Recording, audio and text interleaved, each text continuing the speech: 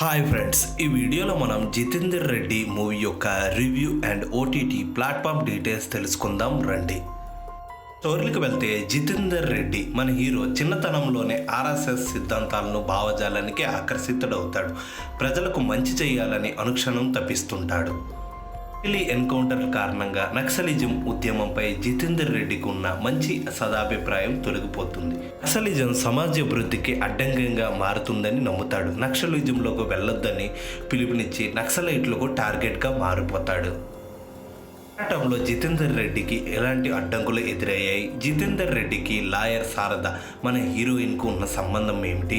ఆనాటి ముఖ్యమంత్రి ఎన్టీఆర్ను జితేందర్ రెడ్డికి కలవడానికి కారణం ఏమిటి? జితేందర్ రెడ్డిని నక్సలైట్లు దారుణంగా చంపడానికి కారణం ఏంటి అనేది తెలియడానికి పక్కా ఈ మూవీ చూడాల్సిందే ఫ్రెండ్స్. తెలుగు బయోపిక్ మూవీ అయిన జితేందర్ రెడ్డి మూవీ యొక్క ఓటీటీ రైట్స్ను ప్రముఖ ఓటీటీ ప్లాట్ఫామ్ అయిన ఈటీవీని దక్కించుకొని మార్చి 20 నుంచి ఓటీటీలో స్ట్రీమింగ్ చేయాలని భావిస్తుంది ఫ్రెండ్స్. మరెన్నో మూవీస్ యొక్క OTT updates, reviews and explanation తెలుసుకోవాలంటే వెంటనే మన ఛానల్ని లైక్ చేసి, షేర్ చేసి, సబ్స్క్రైబ్ చేయండి ఫ్రెండ్స్.